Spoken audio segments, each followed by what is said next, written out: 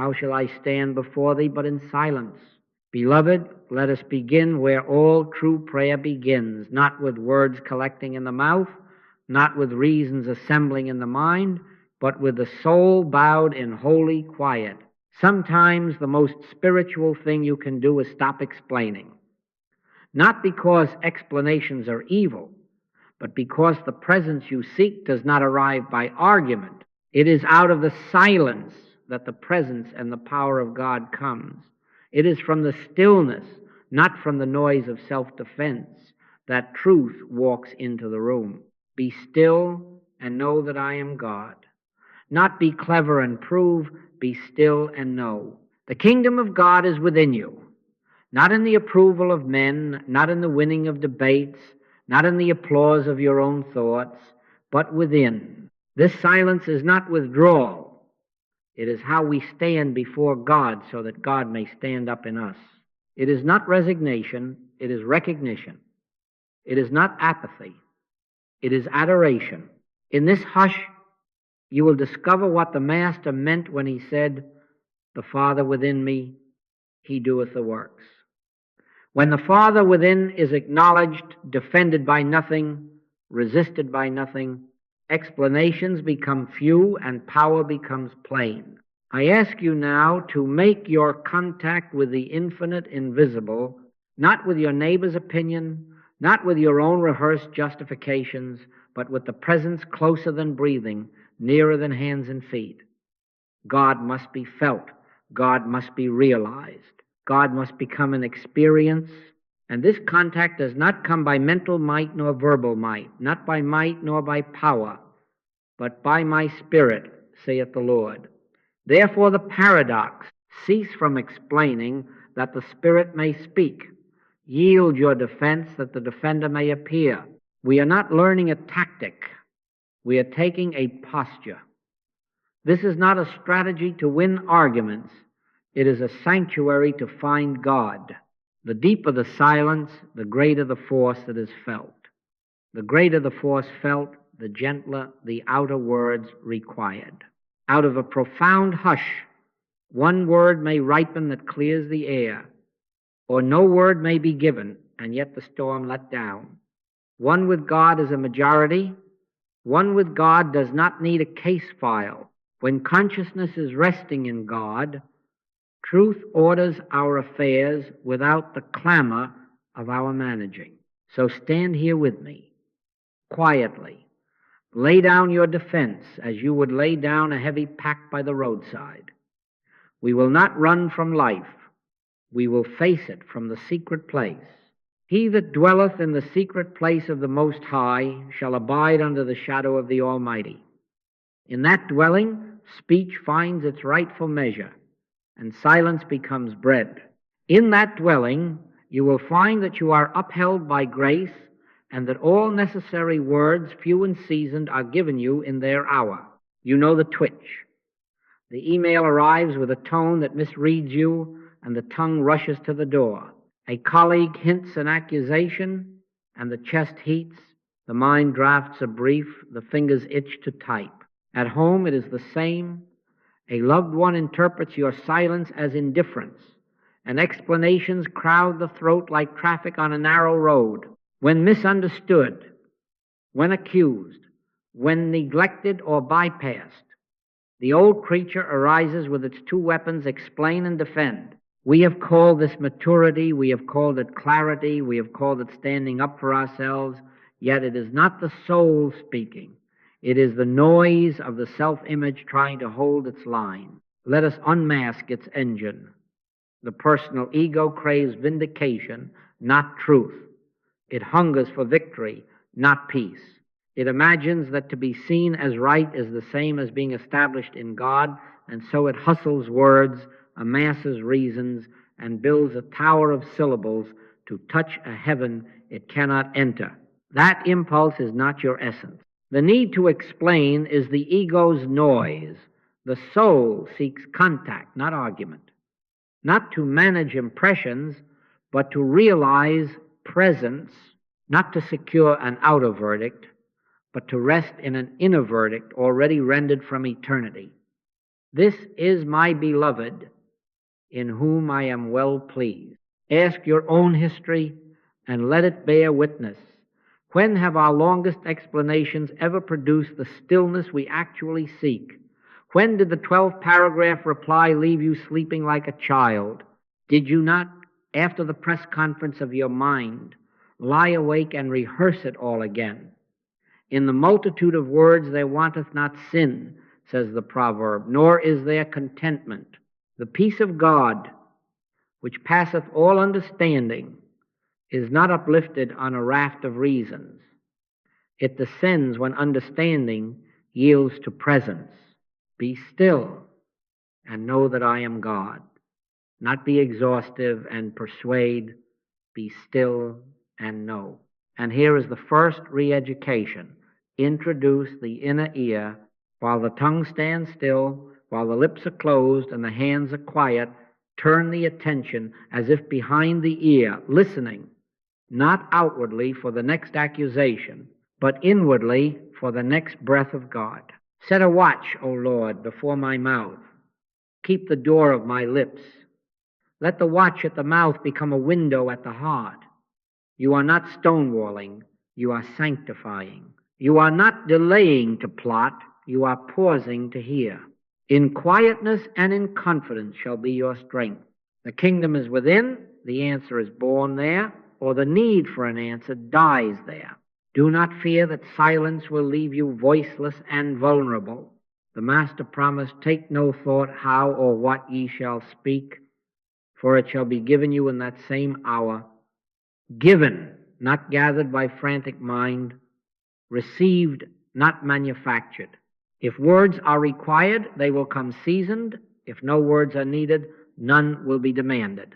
Train yourself so that the first signal of the twitch to explain becomes the bell that sends you inward to the secret place.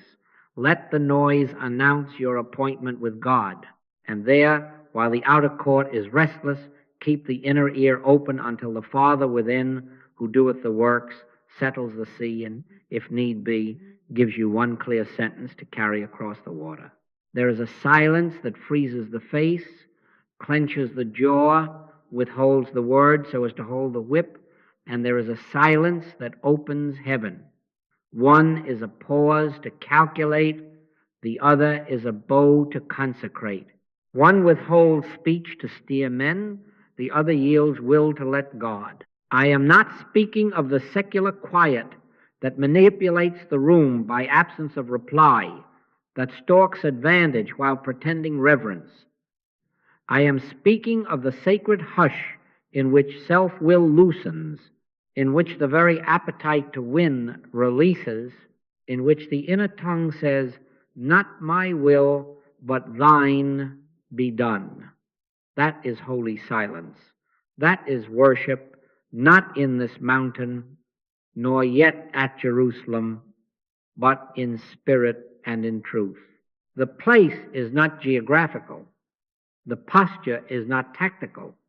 The sanctuary is within. Holy silence does not stuff feelings down into an angry cellar to bang on the pipes at midnight. Holy silence lifts them into light until they change their nature.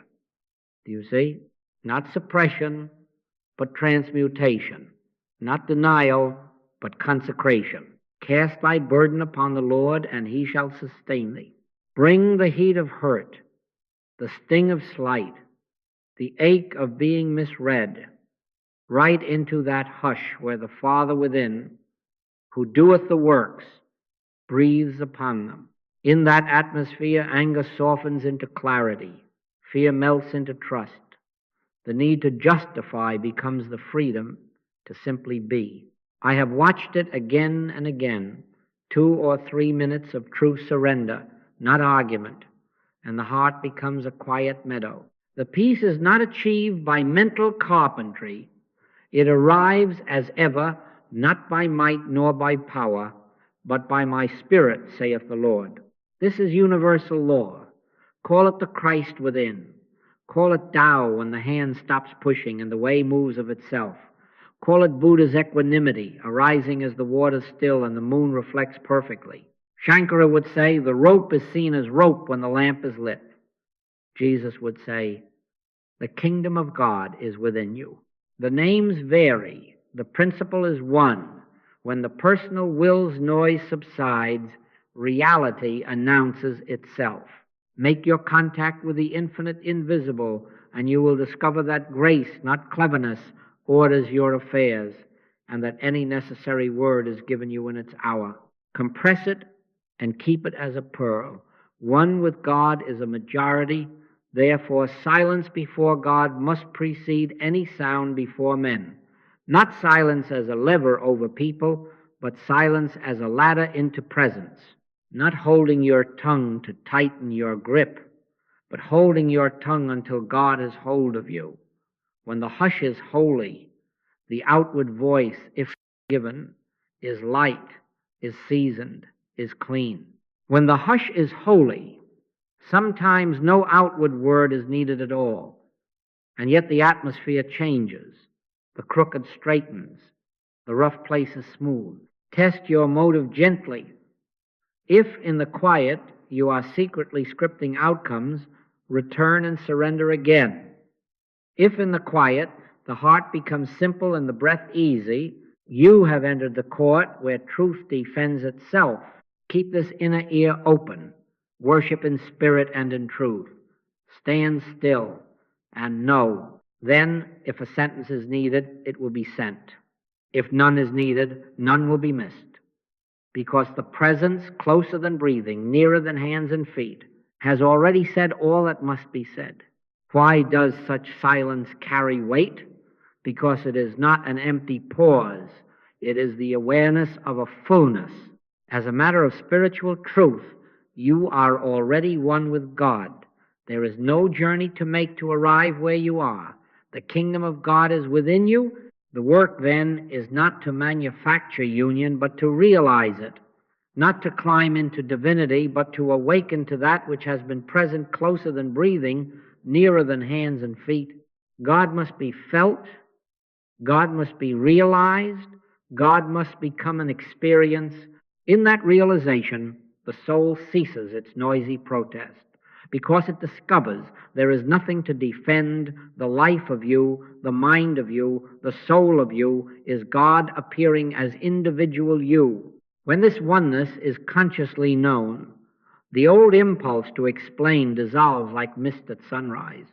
If God be for us, who can be against us? Against what shall a shadow argue when the sun has risen? In the one mind, who is left to accuse? That which appears as attack, as misreading, as slander, has no law of God to sustain it. It is appearance only, a picture on the screen of sense, without substance, without cause, without spiritual law behind it. To wrestle with it is to grant it a life it does not possess. To stand still in God is to behold its nothingness. No weapon that is formed against thee shall prosper, not because you have sharpened a brighter weapon, but because in the realization of oneness, the very premise of two powers collapses into the gentle fact of one. Therefore, grace over effort, not by clever reply, not by layered logic, not by might, not by mental power, but by my spirit, saith the Lord. The Master assured, take no thought how or what ye shall speak, for it shall be given you in that same hour. Given, do you hear? Words, if needed, arrive as guests, not as conscripts. Presence orders the scene before speech drafts its terms. The Father within me, he doeth the works. When that is more than a sentence, when it is felt as breath defense becomes unnecessary because truth is its own defense. Consider the sacred narrative brought before rulers and priests. He answered nothing, insomuch that the governor marveled greatly. As a sheep before her shearers is dumb, so he openeth not his mouth. Yet what power moved there? Before the woman taken in adultery, he did not enter debate. He stooped, wrote in the dust, and one sentence from presence, scattered stones and sent men inward. He that is without sin among you, let him first cast a stone. Not protest presence, not argument, authority. And at the temple gate, Peter did not negotiate or explain. He stood in consciousness and said, "Such as I have give I thee." And the man rose.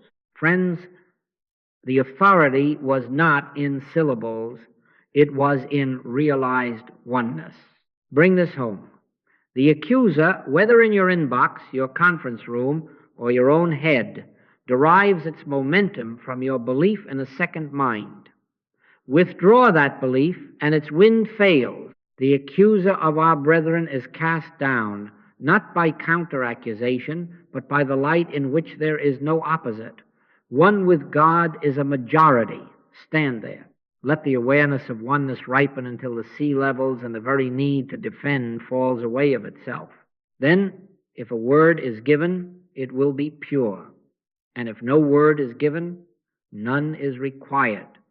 Because the Christ in the midst of you has already performed what no argument could achieve. Now let us make this very plain, very doable, for the moments when the old impulse leaps. In returning and rest shall ye be saved. In quietness and in confidence shall be your strength. Returning, do you hear it? Not rushing forward with reasons, but returning inward to the secret place. The technique is simple. It is not to get God to act, but to yield so that God may be realized as already acting. First, stop and soften. Pause the tongue, let the lips rest against one another as if you had placed a seal upon them. Set a watch, O Lord, before my mouth. Keep the door of my lips. Lower the shoulders. Release the jaw. Unhook the stomach. Give the nervous system permission to put down its spear. Feel the first wave pass. Do not surf it. Let it roll through. This is not suppression, it is consecration. You are making a little space for the holy to be holy. Second, take 3 quiet breaths. On the out-breath, whisper inwardly, scarcely a thought, more a consent. Be still, or Father within, thou doest the works, do not strain.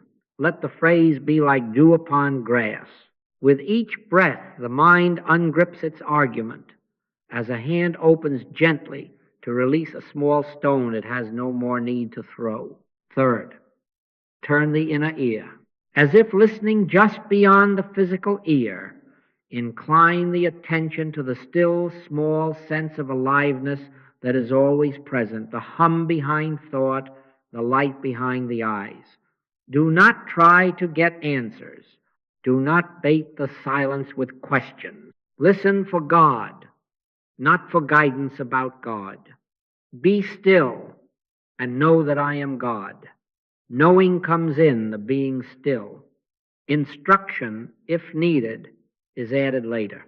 Fourth, consent. Say and mean, I of mine own self do nothing. Yield the outcome to the presence. Not my vindication, not my advantage, not even my understanding, but thy will, thy nature be done as this occasion. Not by might, nor by power, but by my spirit, saith the Lord. This is the hinge on which the door swings from noise to grace.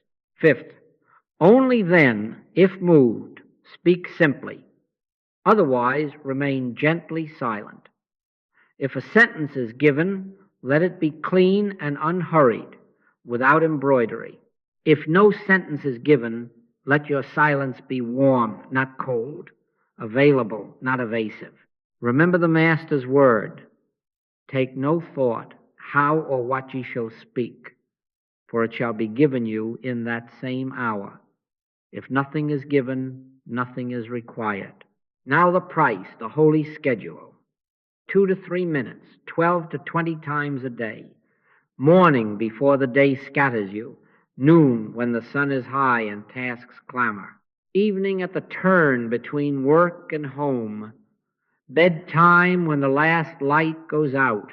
And in between, whenever the twitch to explain arises, use it as your bell to return. I have practiced this in taxis, in corridors, in kitchens, in the wings before speaking. It can be done anywhere. Keep them brief, keep them sincere, keep them frequent. What not to do: do not rehearse counter-arguments while you sit. Do not recruit allies in your mind. Do not draft speeches behind the fig leaf of meditation. That is still noise, only now dressed in religious clothing. Stop your self-treatment. Stop your self-defense. Make your contact with the infinite, invisible, and then let it decide whether there shall be a word or a hush. Return first. From that inner contact, everything necessary is added words or wordlessness. One with God is a majority. Stand there often, quietly, and watch how truth orders your affairs without the clang of your armor. Picture it. The conference room is bright. The slide is on the wall, and a mistake is making its round like a cold wind. Your name is linked unjustly, and a voice across the table assigns the blame with the confidence of a verdict. Instantly the body heats, the jaw tightens, the tongue loads, a magazine of facts, timestamps, emails, approvals, and the mind rushes to the witness stand. Friends, that is the moment, not for eloquence, but for the inward return. Set a watch, O Lord, before my mouth. Keep the door of my lips, not to stonewall, to sanctify, not to win the room, to let God stand up in you. Stop and soften, lower the shoulders, feel the chair, let the hands rest open. 3 quiet breaths, simple, unforced, and inwardly, scarcely as thought. Say, be still, Father within, thou doest the works, I of mine own self do nothing. Turn the inner ear the way we have practiced, listening behind the noise, refusing the bait of instant defense.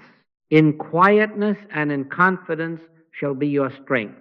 This is not passivity, it is posture. You are entering the secret place in the very sight of men, and there you find that the agitation has a wind only while you inflate it.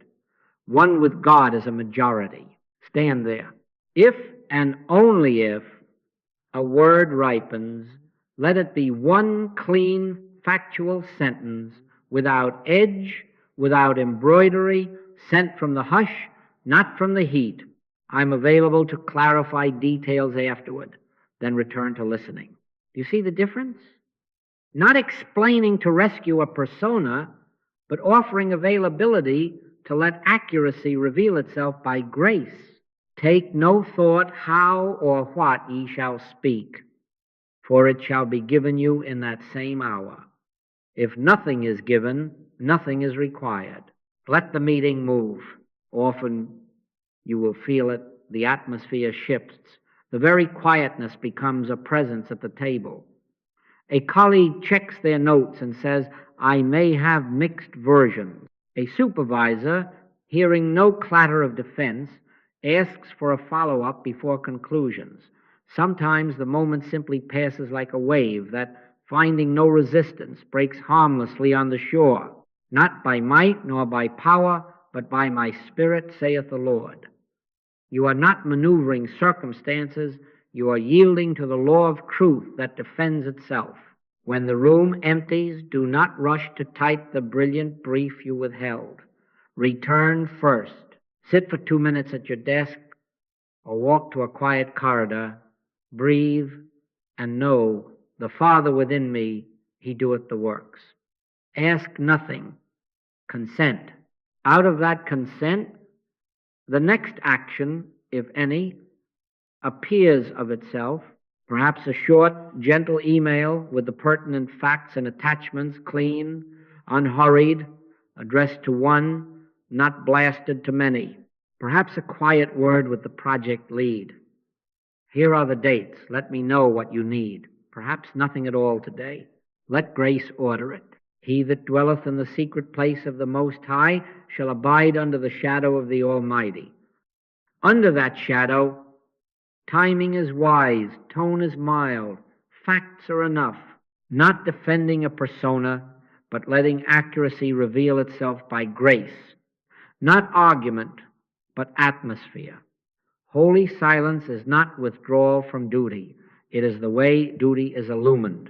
And you will find, as this becomes your way, that relationships are spared, credibility deepens, and a quiet authority grows in you, not born of winning skirmishes, but of dwelling where no weapon formed against you can prosper, because no second power is acknowledged.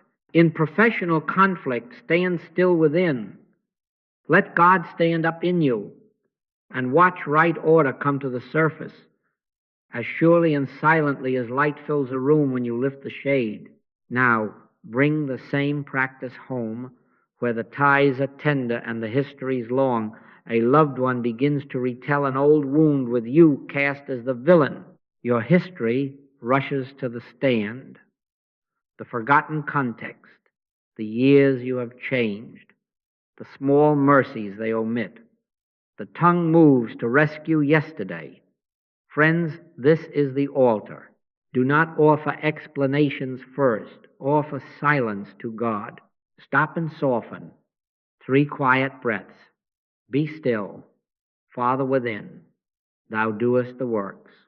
Turn the inner ear, not to justify the past, but to feel the presence now. Let the words of my mouth and the meditation of my heart be acceptable in thy sight, O Lord. Then only what love gives. Perhaps only I hear you. No edge, no rebuttal, just the witness I am here listening. If the Spirit adds one more syllable, it may be as simple as, I'm sorry for the hurt you've carried. Do not bargain with the memory. Stand in the presence that heals the memory. In quietness and in confidence shall be your strength, not to win the narrative, but to let truth order the room. Do you fear that this will leave the lie standing? Hear the scripture. Be swift to hear, slow to speak, slow to wrath. Slow to speak. Why? Because words born of fear multiply the wound. Restraint born of presence carries more truth than paragraphs born of fear. One with God is a majority in a living room, too. I have watched a quarrel of years melt in 2 minutes of holy hush and one clean sentence. Given, not gathered. And I have watched a well-argued defense harden a heart for a decade, not by might nor by power, but by my Spirit, saith the Lord. Now the digital fires, a thread misquotes you. Your name is tagged beneath a version of you that never lived. The body sparks, the fingers fly to the keys, the mind drafts counterposts in triplicate. Friends, that is not the hour to publish, it is the hour to return. 24 hours make it a rule, no replies while the inner waters are stirred. Set a watch, O Lord, before my mouth, keep the door of my lips. Enter thy closet even online and shut the door. Make your contact with the infinite invisible. In that day, let the fever pass. Let the Christ in the midst dissolve the need to be right in the sight of strangers. If, after the waters clear, a response is right, let it be brief, clear, and without sting. A single correction of fact, a link to the primary source. Then bless and step away. No debate, no thread chasing. Take no thought how or what ye shall speak, for it shall be given you in that same hour. If nothing is given, nothing is required. And boundaries born not of anger, but of center. Mute, block, or step out of rooms that feed reactivity without enmity. If any house or city will not receive you, shake off the dust from your feet, not as contempt, but as cleanliness. Guard the inner atmosphere that hosts God. Curate the inputs the way a priest keeps the sanctuary lamp tended, quiet, steady. Turn notifications off. Turn presence on. Not to hide, but to abide. The Father within doeth the works. Let him govern your speech and your silences, your send button and your shut door. Then watch the fruit. Fewer words, stronger peace, wiser action at the table and on the timeline, because grace, not your might, has taken the field. Discipline is love in schedule, friends. Authority ripens on a timetable. Do not leave your silence to weather and whim. Anchor it. 4 fixed points: morning, noon, evening, and bedtime, 2 to 4 minutes each, devoted only to realizing God within, not to think about your day, not to plan conversations, not to prepare rebuttals, but to make your contact with the infinite invisible. Morning. Before the world lays a hand on you, sit and whisper within. Be still. Father within, thou doest the works. Noon, when tasks clamor, stop long enough to re-enter the secret place. He that dwelleth in the secret place of the Most High shall abide under the shadow of the Almighty. Evening, at the threshold between roles, let the day drain and presence rise. In quietness and in confidence shall be your strength. Bedtime, lay your head not on the news of men, but on the word of God. I will both lay me down in peace and sleep, for thou, Lord, only makest me dwell in safety. Between these anchors, keep the gentle drum of returning 12 to 20 brief visits home, between calls, at red lights, before opening an email, while the kettle warms, as the elevator descends. Turn the inner ear and consent. I of mine own self do nothing. One breath, one bow, one consent, again and again. Pray without ceasing is not length but frequency, not strain but constancy. Scatter these small obediences like seed, and watch how a quiet field grows in you until the world's noise has fewer places to land. Now the price of space. For 30 days, reduce noise inputs by 90%. Feeds, radio, movies, unnecessary conversations. Trim them to the bone, not as law, but as love for this pearl. Keep thy heart with all diligence, for out of it are the issues of life. If you must read, read a psalm. If you must hear, hear a hymn of silence. Turn notifications off. Turn presence on. You will not miss what you relinquish. You will discover what has been crowding the temple. Not deprivation, but consecration. Not to hide, but to abide. Keep a sacred notebook. Nothing elaborate, pocket or phone devoted to this single work. Record the temptations to explain that arose, the moments you kept silence, the fruits that followed. Date it. A line or two, 9:10 a.m., urge to defend in meeting, returned, one clear sentence given, peace, or 8:45 p.m., family heat, silence kept.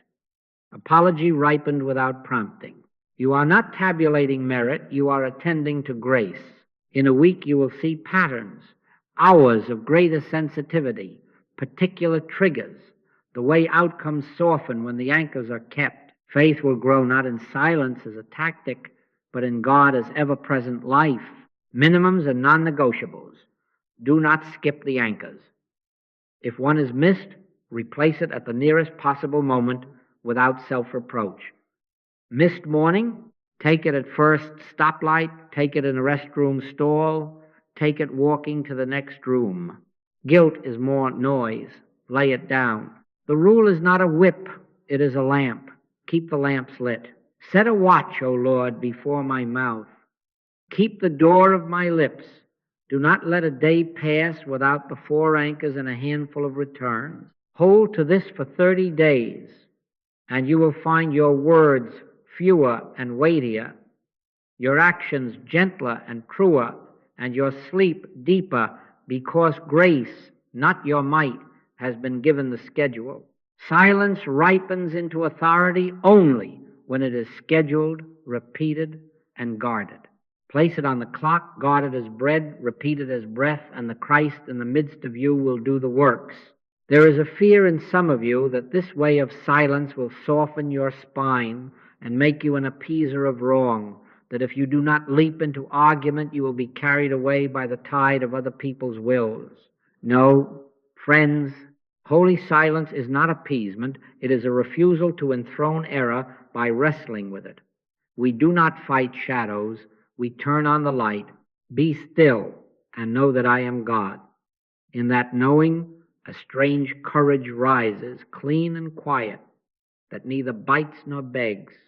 Holy silence grows a backbone, not a wishbone, not the retreat of the timid, but the composure of the indwelt, not a bowed head to men, but a bowed heart to God, from which you stand among men with a different kind of strength.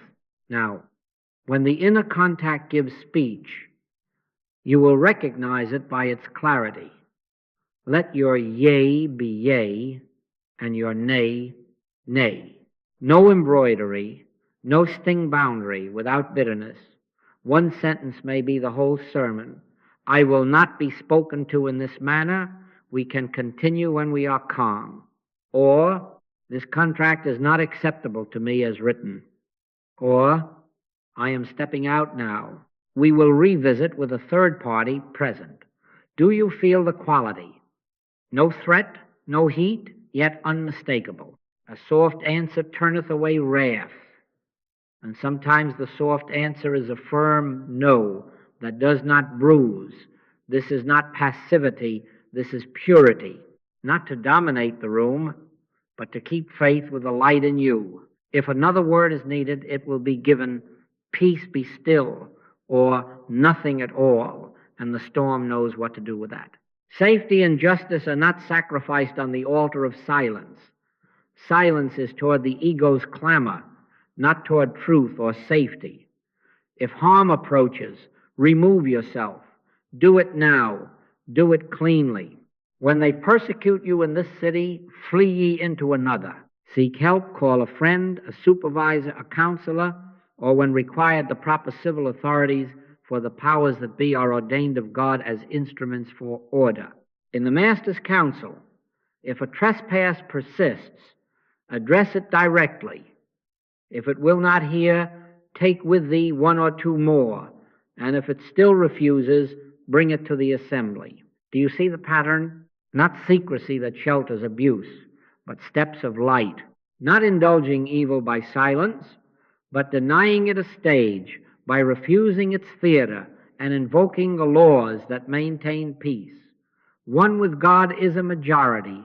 Let that majority guide your exits and your appeals. Not retreat from responsibility, but an inner advance from which right action flows. First, the Lord shall fight for you, and ye shall hold your peace. Then speak unto the children of Israel that they go forward. That is the rhythm. Stillness, then step. In that order, your actions, whether to file the report, to end the deal, to set the boundary at home, to change the lock, to resign from a corrosive circle, are not gestures of fear, but expressions of presence. Be wise as serpents and harmless as doves, wise enough to see through the shimmer of error, harmless enough to refuse its weapons. Not by might, not by mental power, but by my Spirit, saith the Lord. The Father within doeth the works. Let him be the spine of your yes and your no. Carry this into your hours. Your no can be prayer, your yes can be sacrament, when both rise from the secret place. Stand there, speak when sent, depart when led, bless as you close the door. You will find that holy courage is quiet and unmistakable, that peace becomes your atmosphere and truth becomes your companion, and that your life, ordered by grace, needs neither aggression nor apology to move in the will of God. Now let us look at the fruit for God's ways. Leave footprints. I have watched it in you again and again. The very hour you ceased defending, something in the scene rethreaded itself without your hand upon it. An email chain you could not find appeared from an archive you had not thought to search. A colleague who had been certain of your fault wrote, I spoke too soon. A supervisor said, let's hold. I may have misread this. Or nothing outside changed, and yet the sting lost its reality, as if a thorn dissolved into light and you could move freely where you had been snagged. Not by clever reply, not by layered logic, but by a hush that let truth take the field. The Father within, he doeth the works. Do you hear the law? The Christ performs all things for us when we will stand still long enough to know that it is so. I have letters on my desk that read alike, though they come from different cities and trades. A nurse. I kept silence in report, offered one clear fact when it was given, and the chart corrected itself. A teacher. I waited 24 hours and posted nothing. The parent called unprompted and apologized. A son. I listened without defense, and something softened. My mother said, I didn't know you could hear me like that. Friends, this is not accident. It is law, grace acting where self has yielded. John Burroughs sang it before our age. Learn to rush. Serene I fold my hands and wait, nor care for wind, nor tide, nor sea. He did not fold them in despair. He folded them in trust. That serenity is not passivity. It is posture before the infinite invisible that moves the tide at its leisure and brings to shore what belongs to you without your frantic rowing. This witness is not sectarian. It is universal. The God of Abraham, who keeps covenant, whispers the same assurance as the Christ within, who says, take no thought, it shall be given you in that same hour. The Tao speaks of Wei Wu Wei, doing without doing, action rising without strain, as water finding its level. The Buddha's calm, unhooked from reactivity, blesses a room with right speech by the very absence of grasping. Many names, one mind, one presence, one law of grace. When the ego's noise yields, the one that has always been the life of us shows itself, and order appears not forced but revealed. The fruits are cumulative. One kept silence ripens into a climate.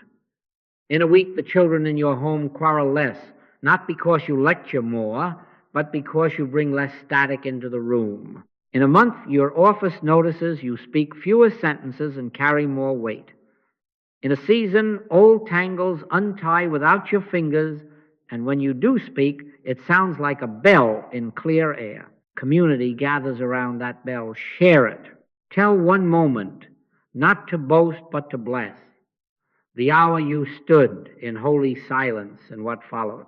Write 2 lines in your notebook. Send a note to a friend who struggles to stop explaining. Offer a 3-sentence witness in your circle. Your testimony becomes someone else's rope when the waters rise. He that dwelleth in the secret place of the Most High shall abide under the shadow of the Almighty, and under that shadow we find that your grace steadies my hand, and my grace steadies yours. So let the record stand, not by might, not by mental power, but by my Spirit, saith the Lord. Again and again, where self-defense ended, God defense truth proved enough.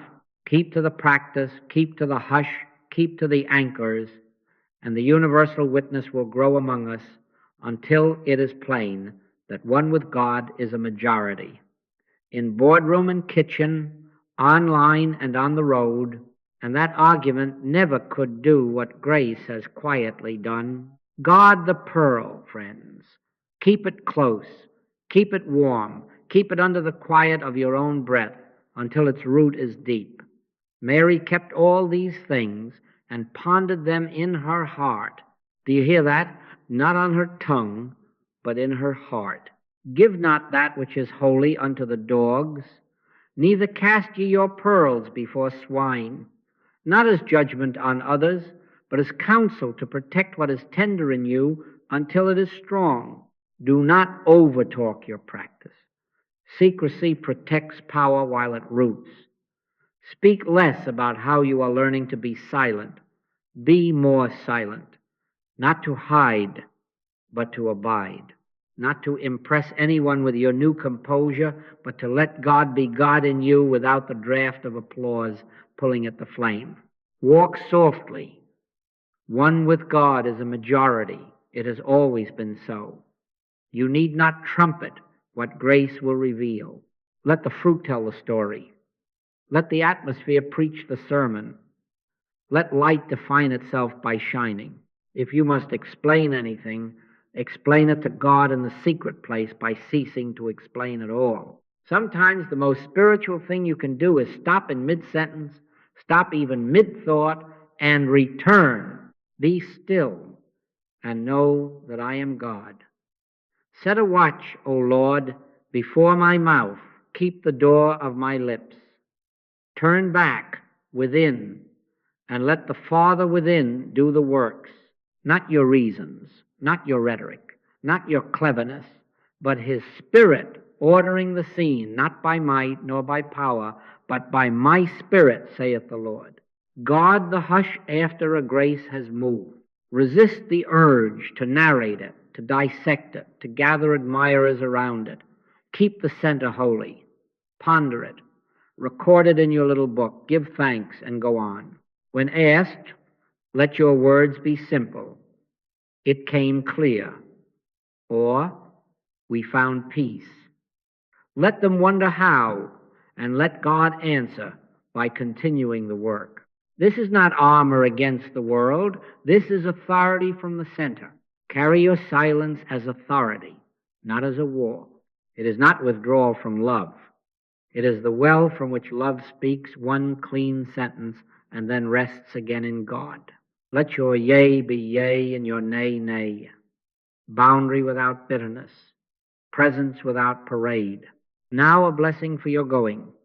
May the still small voice be louder to you than every accusation, than every echo of the past, than every clamor of the hour. May your inward ear be quick to the hush and slow to the trumpet. May your tongue be guarded by joy, your face lit by quiet, your steps ordered by grace. The Lord shall fight for you, and ye shall hold your peace. Bless those who oppose you. Bless them that curse you. Pray for them which despitefully use you. Not as strategy, but as your nature from the secret place. And the peace of God, which passeth all understanding, keep your heart and mind. Go with this charge. Carry your silence as authority, not armor. And let grace perform what argument never could. Keep the pearl, keep the practice, keep the hush. The Christ in the midst of you will do the works. Bless you.